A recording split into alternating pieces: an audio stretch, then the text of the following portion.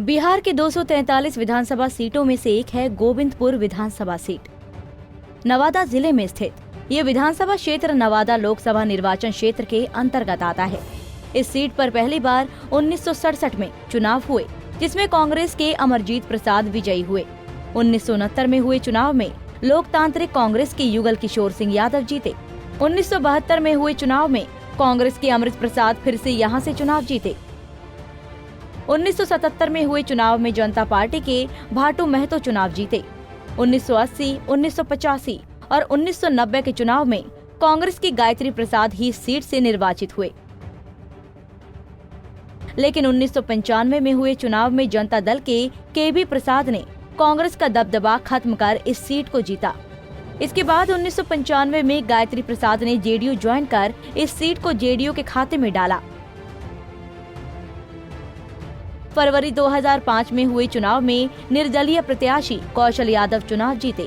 अक्टूबर 2005 में हुए चुनाव में भी निर्दलीय प्रत्याशी कौशल यादव ही चुनाव जीते। इसके बाद कौशल यादव जनता दल यूनाइटेड में शामिल हो गए और 2010 का चुनाव जीता। 2015 में कांग्रेस की सीट पर फिर से वापसी हुई और पूर्णिमा यादव इस सीट से चुनाव जीती।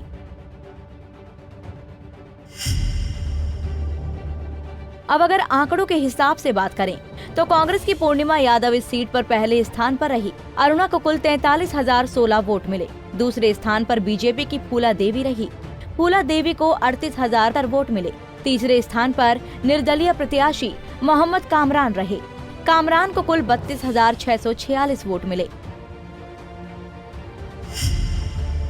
वहीं 2010 में हुए विधानसभा चुनाव के परिणामों पर नजर डालें। जेडीयू के कौशल यादव 45,589 वोटों के साथ पहले स्थान पर रहे। दूसरे स्थान पर एलजेपी के केबी प्रसाद रहे। प्रसाद को कुल 24,702 वोट मिले। तीसरे स्थान पर निर्दलीय प्रत्याशी मोहम्मद कामरान रहे। कामरान को कुल 12,284 वोट मिले। वहीं 2005 में हुए विधानसभा चुनाव परिणामों पर नजर डालें तो निर्दलीय प्रत्याशी कौशल यादव इस सीट से चुनाव जीते। कौशल को कुल 41,859 वोट मिले। दूसरे स्थान पर आरजेडी के संजय कुमार प्रभात रहे। संजय को कुल 26,583 वोट मिले। तीसरे स्थान पर एलजेपी के गौतम कपूर रहे। कपूर को कुल 10,009 वोट मिले। पिछले 3 नतीजों पर नजर डालें तो इस सीट पर किसी एक पार्टी का दबदबा कभी नहीं रहा, लेकिन इस सीट पर अधिकतर कांग्रेस ने ही बाजी मारी। लेकिन निर्दलीय प्रत्याशियों ने भी इस सीट पर समीकरण बिगाड़ा है। देखना होगा कि इस चुनाव में किस पार्टी को इस सीट पर सफलता मिलती है। Bureau report, Punjab Kesari TV.